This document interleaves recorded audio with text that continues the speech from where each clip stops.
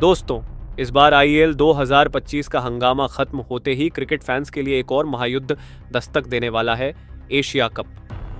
2025 वो टूर्नामेंट जिसमें सिर्फ बल्ले और गेंद की टकराहट नहीं, बल्कि एशियाई शेरों की बादशाहत की जंग लड़ी जाती है। और इस बार तो मज़ा दुगुना होने वाला है, क्योंकि टूर्नामेंट की मेज़बानी कर रहा है हमारा अपना भारत, यानी रोमांच, जुनून और क्रिकेट का तगड़ा तड़का पूरे शबाब पर रहने वाला है।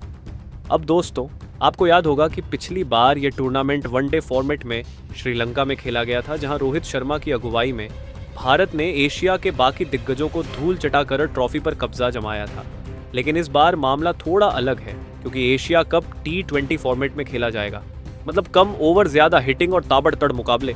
यानी इस बार जो भी टीम ट्रॉफी उठागी उसे अपनी पूरी ताकत झोंक नहीं पड़ेगी। लेकिन रुको भाई, असली धमाका अभी बाकी है। बीसीसीआई ने इस बार एशिया कप पर अपनी धाक जमाने के लिए अपने सबसे घातक 16 योद्धाओं को चुन लिया है। और जैसे ही स्क्वाड का ऐलान हुआ, पूरे क्रिकेट जगत में हलचल मच गई। इस बार टीम इंडिया में नजर आएंगे नए सितारे, युवा जोश और कुछ ऐसे खिलाड़ी जिनकी वापसी से बाकी टीमों की रातों की नींद उड़ गई है। अब देखो, रोहित शर्मा और विराट कोहली जैसे दिग्गज इस बार टीम में नहीं होंगे, क्योंकि T20 वर्ल्ड कप के बाद उन्होंने T2.20 फॉर्मेट को अलविदा कह दिया था। लेकिन उनकी जगह लेने के लिए आ रहे हैं यशस्वी जायसवाल और अभिषेक शर्मा जैसे नए ढाकर खिलाड़ी, जो गेंदबाजों को आड़े हाथों लेने के लिए पूरी तरह तैयार हैं। और हाँ, अगर आप सोच रहे थे कि पिछले साल चोट की वजह से बाहर रहे 2 ढाकर खिलाड़ी इस बार भी नहीं दिखेंगे, तो जनाब गलतफहमी दूर कर लीजिए, क्योंकि अब वह दोनों शेर पूरी तरह से फिट होकर वापसी कर चुके हैं और भारतीय टीम में जुड़कर उसे पहले से भी ज्यादा मजबूत और खतरनाक बना रहे हैं। मतलब अब टीम इंडिया सिर्फ जीतने नहीं, बल्कि सामने वाली टीमों को मैदान पर धूल चटाने उतरेगी। अब भाई, टीम इंडिया के पास एक और सुनहरा मौका है इतिहास रचने का। हाल ही में रोहित शर्मा की कप्तानी में टीम ने चैंपियंस ट्रॉफी अपने नाम कर ली, और अब अपने ही घर में खेला जाने वाला एशिया कप भी जीतकर एक और चमचमाती ट्रॉफी कैबिनेट में रखने का मौका है। हर खिलाड़ी इस टूर्नामेंट को जीतने के लिए अपनी पूरी ताकत झोंकने वाला है, और हमें एक बार फिर मैदान पर भर भर के रोमांच देखने को मिलेगा। तो दोस्तों, तैयार हो जाइए क्रिकेट के इस महायुद्ध के लिए, क्योंकि इस बार सिर्फ एक ही टीम होगी जो एशिया का बाप कहलाएगी।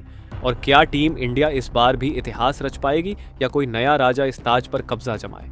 तो दोस्तों, इस वीडियो में हम आपको एशिया कप 2025 के 17वें सीजन का पूरा शेड्यूल बताने वाले हैं।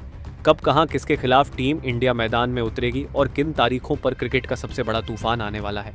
साथ ही अगर आप सोच रहे हैं कि भाई ये मैच कहां देखें, तो टेंशन मत लो, क्योंकि हम आपको बताएंगे कि टीवी पर कौन सा चैनल लाइव टेलीकास्ट करेगा और मोबाइल पर बिल्कुल मुफ्त में कहां देख सकते हो।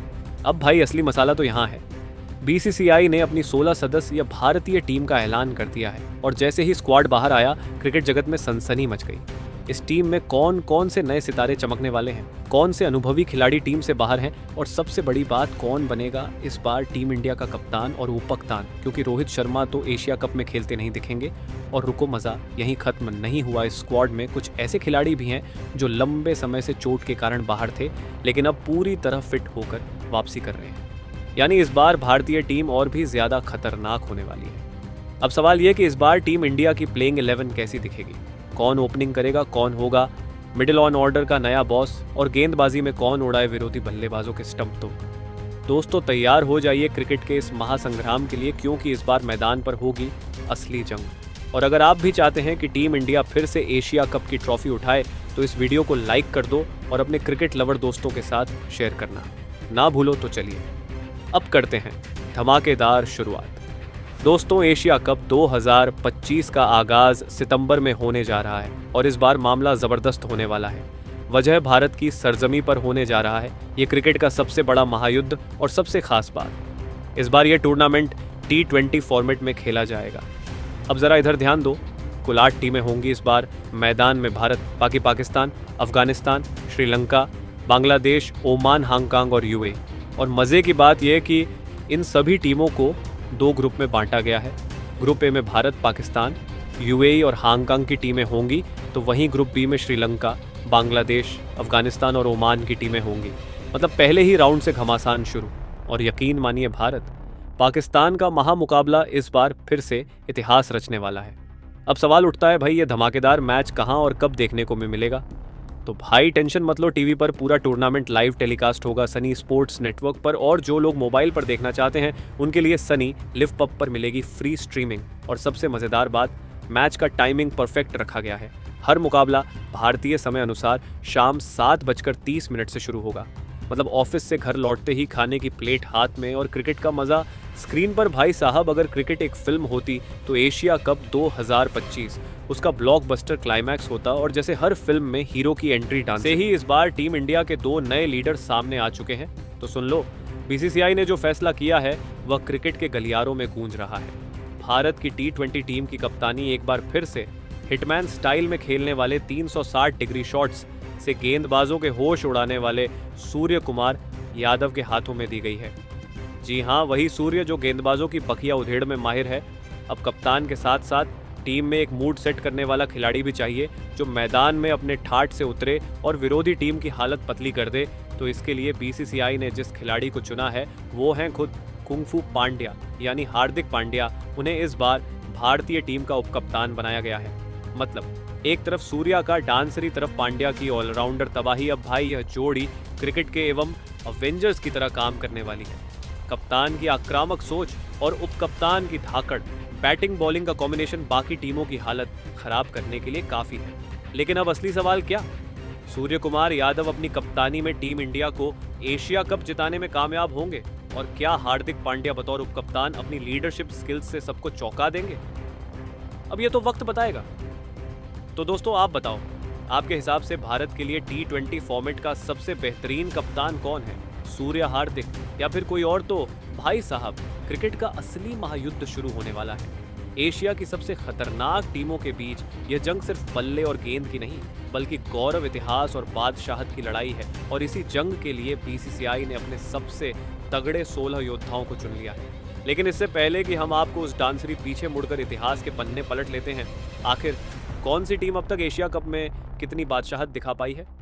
तो सुनो क्रिकेट के दीवानों, अब तक खेले गए 16 एशिया कप टूर्नामेंट्स में टीम इंडिया ने सबसे ज्यादा 8 बार इस ट्रॉफी को अपनी मुट्ठी में दबोचा है।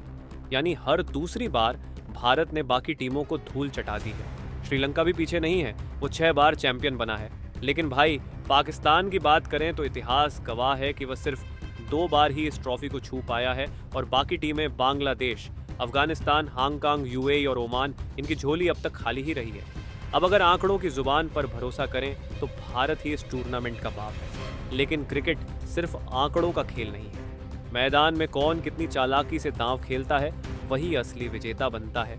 यही वजह है कि बीसीसीआई ने इस बार किसी भी टीम को हल्के में ना लेते हुए अपने सबसे डांसरी एशिया कप 2025 के लिए चुने गए 16 सदस्यों की भारतीय टीम की बात करें तो बीसीसीआई ने इस स्क्वाड में सबसे पहले 3 युवा ओपनर बल्लेबाजों को शामिल किया है, जो कि पावर प्ले में ही गेंदबाजों की बखिया उधेड़ के लिए तैयार है। मतलब इस बार मुकाबला धीमे जहर वाला नहीं, बल्कि शुरू से ही एक्शन पैक्ड ब्लॉकबस्टर होने वाला है।